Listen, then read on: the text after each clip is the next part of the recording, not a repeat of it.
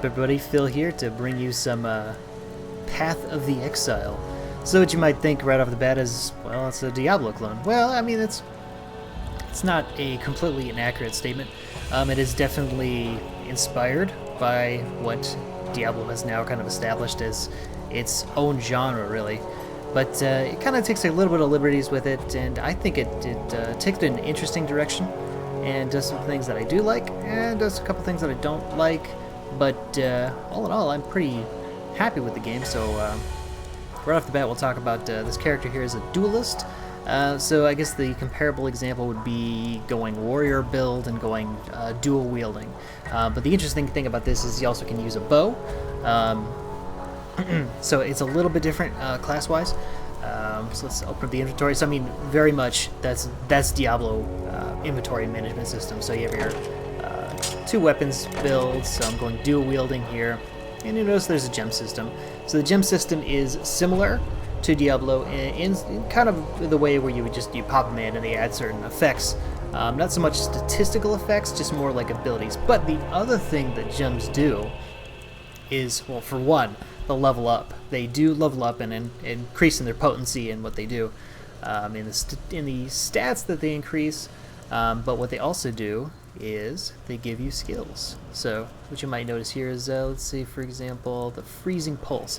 So that's actually the ability that it gives you that you can use and you can cast with Q, W, E, R, T, and your mouse buttons, or whatever you decide to put on as the bindings. You can notice that the inventory management, the inventory class system for all the items is very much the same. So you have your grays, your blues, your oranges. I'm sure there's purples somewhere in there somewhere. But pretty much identical. Another thing that I do like that they did was, instead of having to buy potions in just mass quantity, they have given you rechargeable health and mana potions. So these actually recharge over time, and it's actually it's a fairly quick recharge. So you don't really have to worry too much about running out of potions. But these also do have their own ranking systems.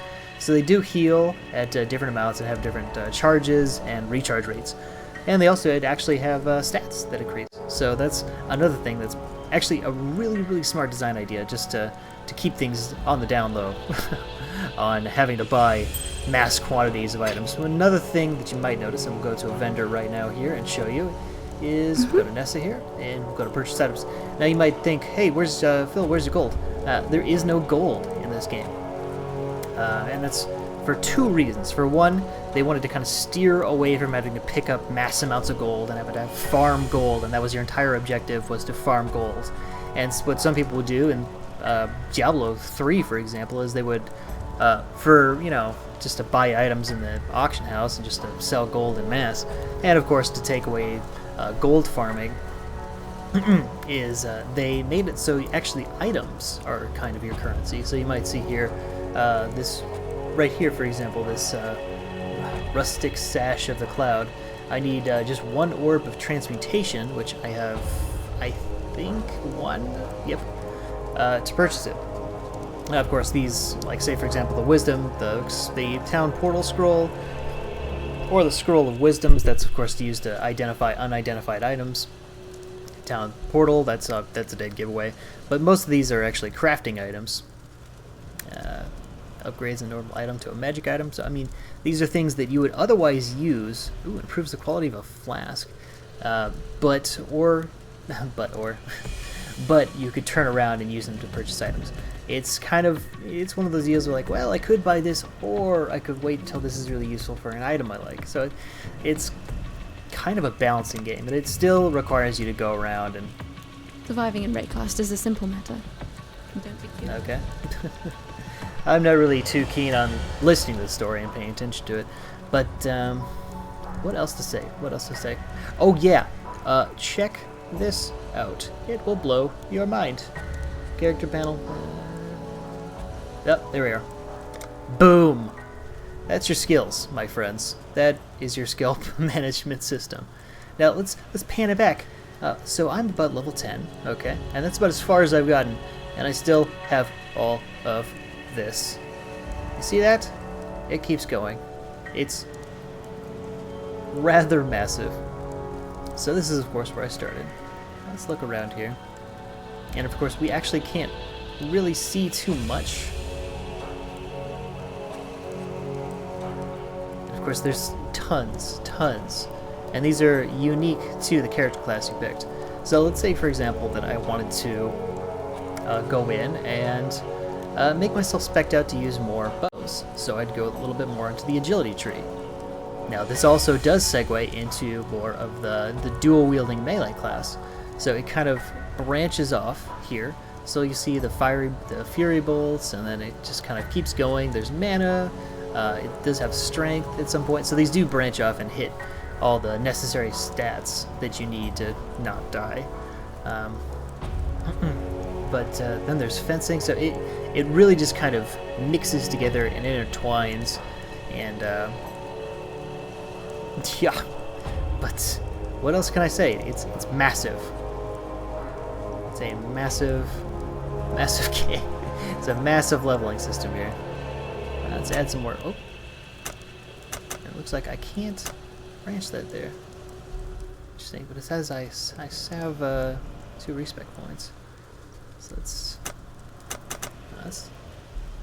Oh, wait a minute. I don't have any skill points right now. Duh. But I have 2 respect points, so I guess I could backtrack, I suppose, if I wanted to. Interesting. But, yeah. Massive stuff. Of course, you have the experience bar here. Lots of experience. But let's stop wasting time and get rid. Of course, this is your public parties and creative parties and friends and all that stuff. Really nice system they have there. I just got to the Terrances. So we'll show you the combat system real quick. And then, I don't know. I'm not even sure if there's any creeps here I can actually attack. Let's go back. Alright, over to the Warp Stone, because obviously, you know, when you have a game like this, you need waypoints. So this is just Act 1, and there's quite a few different levels. And from what I understand, all the way up to here. Oh, I actually have a waypoint up here, so a little bit confusing. There's a slight learning curve to this game, but it's not too horrible. Let's get right into the combat system. Nothing too exciting, but these games really aren't about, you know, how exciting the combat is. It's about, you know, getting them loots, leveling up, and being a badass. Longsword. There's a goat shaman. Oh, cast something that was nasty, so we'll heal up a little bit. Killed him. So that's interesting. I don't need a tower shield. I don't need a block. Just do all the damages. I mean, as you can see, the animations are pretty solid. Your character animations are a little dull in my opinion, but honestly, after you see the same animation over and over, it gets pretty dull. Whoa! Buddy, we can work this out. Calm down. But let's show you some of the skills that I have unlocked with the gems that I have. So boom! It's a slow, and then I've got... what's this here? Ooh, yes, thank you.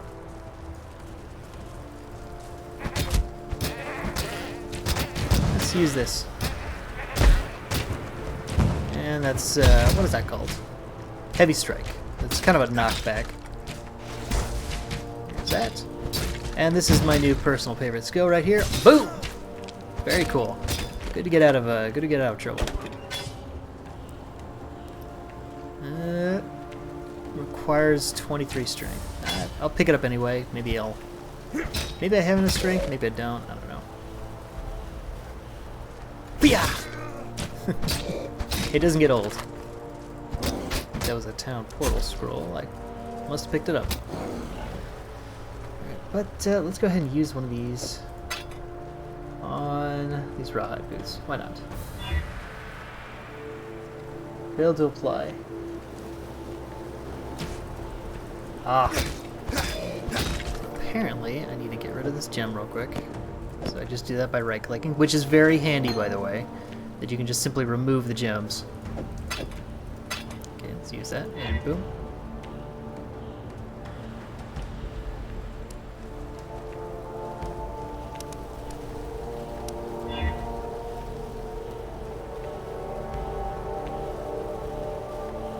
Oh, it can't be equipped. Okay.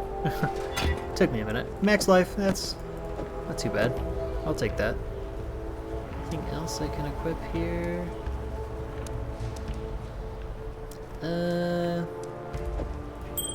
Let's give this coral ring. +1 to all attributes. Okay, I'll take that. Not bad. So what else does this thing do? Enchants a magic item with a random property. With a new random property. I wonder if that adds? Let's improve the quality of this one. Oh, nice. Improves the quality of armor. I really like these, so not bad.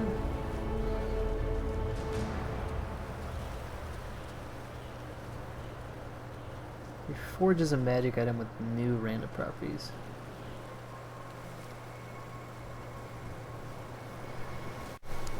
I could have used it on that sword. Oh, damn it. I'll keep that in mind.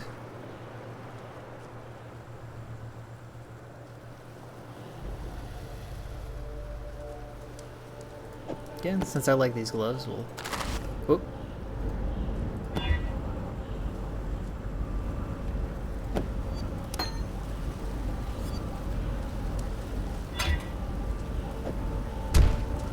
Oh, hey now.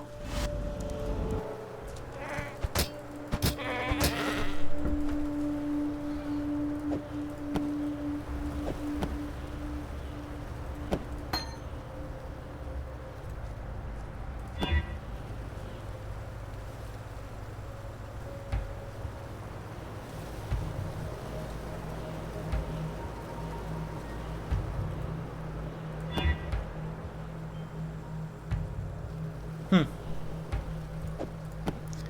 don't know why that didn't work, but okay. Maybe because it's already... No.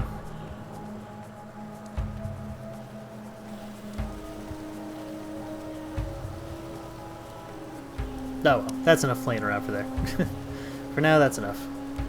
But, let's see here.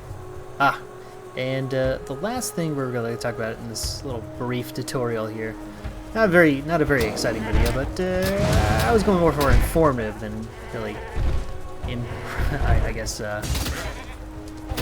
too amazing. I mean, I definitely recommend picking this game up. And the biggest thing I have to say is this game is going to be free.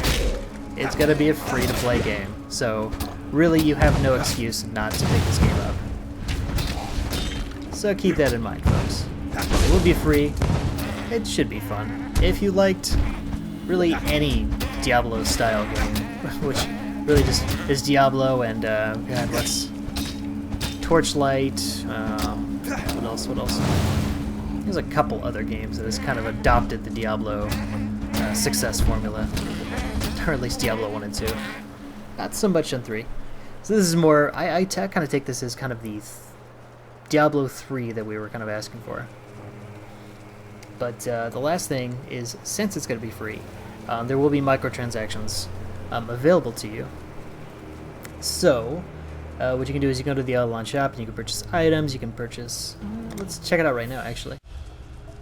You guys can't see that, so we'll just close that down. But you can purchase, I believe, scrolls, items, more of those like transmutation orbs, because they're a little bit rare on the drop. Not horribly rare, but you don't see them as much as, I don't know, like identifying items. And ooh, that is... I need to take that. Find a new items I need right now. Ooh, that strap leather. Thank you. Thank you. Ooh. Before we go, we're gonna take out this guy. I think I've taken him out before. So as you can also see, all the if I haven't just mentioned this before, the monsters are under the same rating system as well. Oh crap! This is not. This game can get pretty hard. Come on!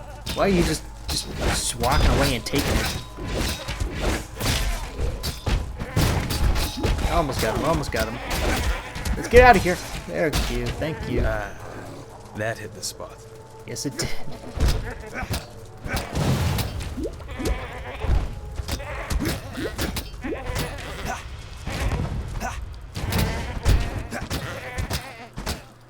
Almost done. Almost done. After the end of this epic battle, we'll end this video. But I hope this convinced you guys to give this game a look-see and give it a shot. It is currently still in closed beta. You can get keys pretty easily from what I understand. But what another thing you can do is you can actually go to a website for Pathfinder, or Path of the Exile. Not Pathfinder. That's a pen and paper game. But Path of the Exile. And you can actually pay to help these guys out in their development of this game.